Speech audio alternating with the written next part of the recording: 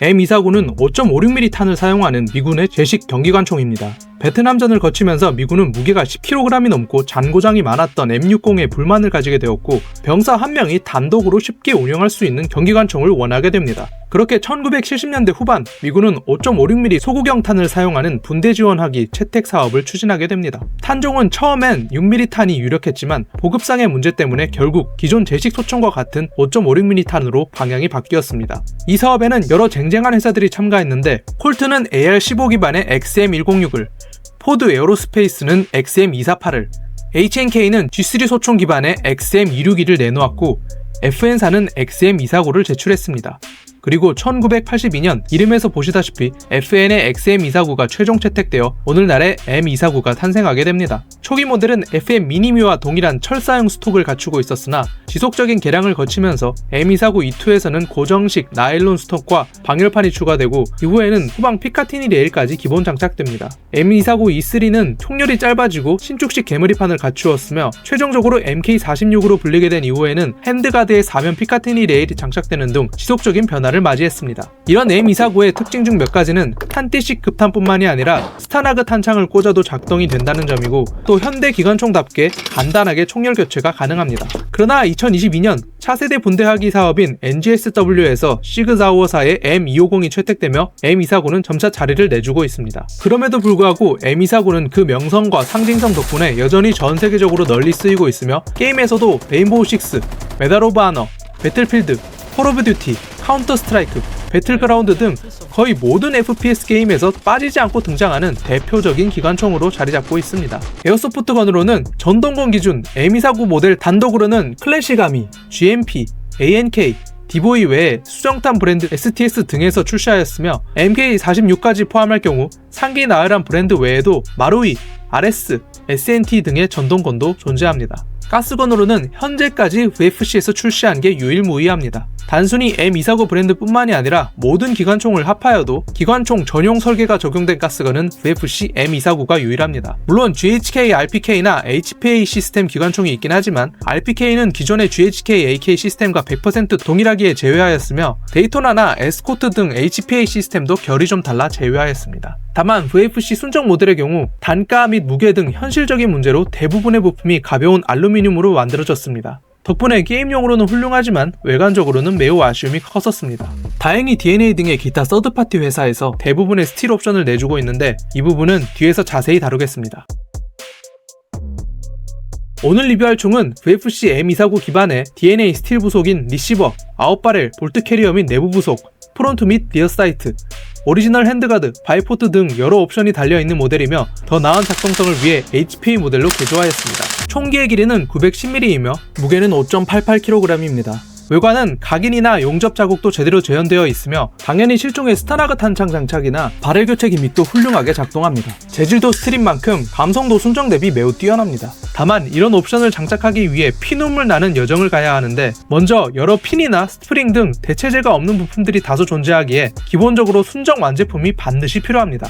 또한 옵션 회사들이 한 번에 모든 파츠를 내는 게 아니라 부품을 하나하나 내는 방식이라 매번 그때그때 다시 주문을 해야 합니다. 당연히 직구 특성상 샵 하나에 모든 재고가 있는 경우는 드물기에 여러 샵에서 구매를 해야 하는데 이 때문에 배송비 중복 지출도 매우 심합니다. 옵션이 없는 것보단 있는 게 낫지 않은가 싶지만 원래 M16A1, MK18, M733, M723 등 VFC AR-15의 수많은 베리에이션 그리고 FM5 DX 버전 등 순정 완제의 부족한 점을 풀스틸로 보완한 프리미엄 완제 총기를 뽑아내던 DNA 브랜드에서 유독 M249만큼은 완제 없이 옵션 부품만 순차적으로 찔끔찔끔 내는 판매 방식을 고수하고 있는데 구매자 입장에선 옵션 장사질을 하는 게 아니냐는 의심이 들 수밖에 없습니다. 물론 지극히 개인적인 의견이니 흘러들으시기 바랍니다. 다시 파츠 설명으로 돌아가서 다른 파츠는 기호에 따라 교체해주면 되지만 매거진 포트는 순정의 내구도가 쿠크다스급이라 탄창을 넣다 보면 거의 반드시 파손되게 되니 꼭 바꾸시는 걸 추천드립니다. VFC M249는 탄창 구조가 매우 독특한데 일반 GBB처럼 탄창에서 바로 급탄이 되는 방식이 아닙니다. 가스 탄창은 가스 탱크 역할만 하고 실질적인 급탄은 바로 이 플라스틱 부품에서 이루어집니다. 먼저 박스 탄창이나 스타나그 탄창을 꽂아주고 탑피드 커버를 열면 보이는 내부에 플라스틱 탄창을 꽂아주면 됩니다.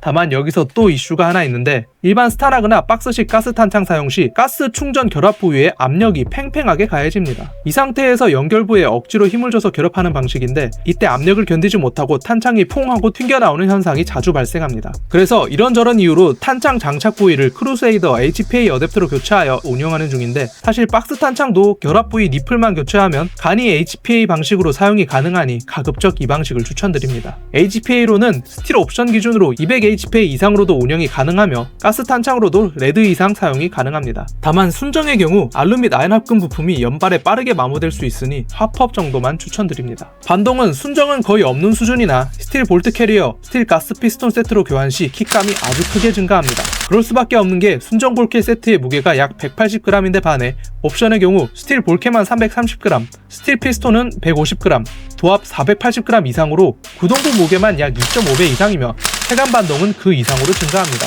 기와율은 HPA로만 테스트하였으며 보유 탄창도 가스식 탄창밖에 없어 측정을 패스하겠습니다. 이 제품의 DNA 풀옵션 기준 해외 가격은 매우 복잡한데 순정 M249 $657, 각 DNA 옵션 부품 도합 $1421, 모두 합치면 하나 약 290만원, 부대 비용 포함 시 370만원 정도입니다. 물론 이건 BBT나 보우마스터 등에서 만든 기타 부품은 제외한 가격이며 모든 재고가 해외샵에서 존재하는 운이 좋을 때 기준입니다. 공인비, 현실적인 중복 배송비, 추후에 나올 부품 등을 감안하면 완벽한 스틸 M249를 만들기 위한 실질 비용은 500만원 이상으로 예상됩니다.